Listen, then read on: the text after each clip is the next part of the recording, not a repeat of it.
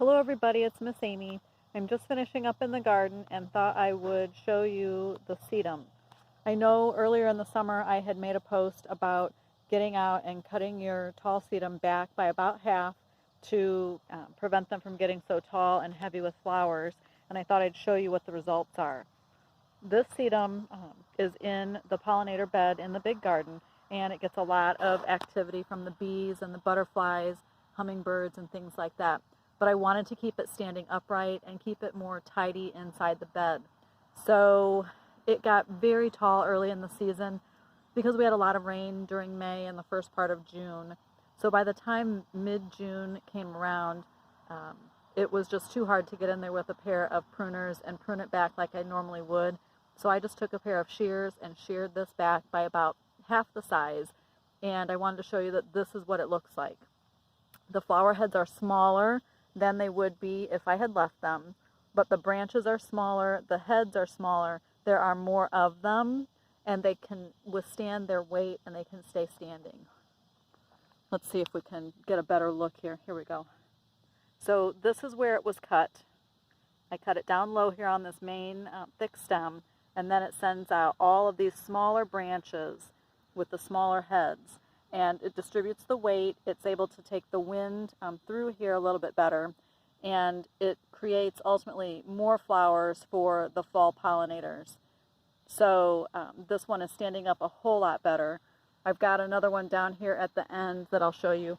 I intentionally left part of this plant without pruning, and it's tough to see, but it's laying over and it's hanging way out past the bed. This is about 2 feet past the end of the bed. But the branches are so heavy with these flowers. Look at how big this flower head is. And it can't support its own weight. So it flops open in the center and it flops over and it just looks untidy. The other thing that it can do is, depending on where you have it in your bed, it can smother other plants, or from actually having the heads laying, if you've got them just in a bed with soil or even sometimes with the mulch, it can get a fungal disease and then it transmits it through to the plant. So to prevent this, just get out and cut them back in the middle part of June. You'll end up with flowers that are just a tiny bit later. You can see that these flowers that weren't pruned back have been open for probably about a week, and the others are really just getting started, the ones that were pruned. So the benefit there is that you maybe can get 2 sets of flowers on them, but ultimately the ones that have been pruned have more flowers because there are more branches with smaller heads, but there are ultimately more flowers for the pollinators.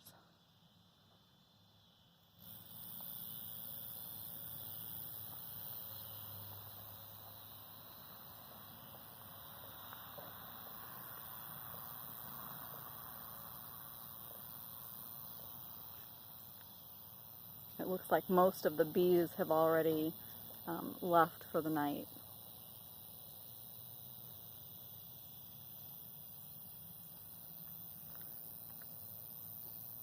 And even this plant, I was hesitant to cut it back too short because it had gotten so tall.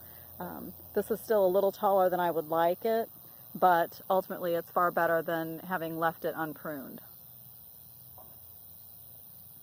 I hope this helps. I hope it helps make sense when I say, get out there and cut those things back.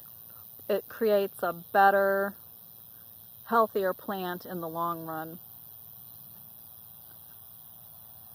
And the other thing that you can do is, when you prune these off, save your prunings, put them in a pot, keep it moist, water it every day for a couple of weeks, or put it in the ground if you have a spot where you can get at it, and you keep it watered, and it will root and you'll have some new plants.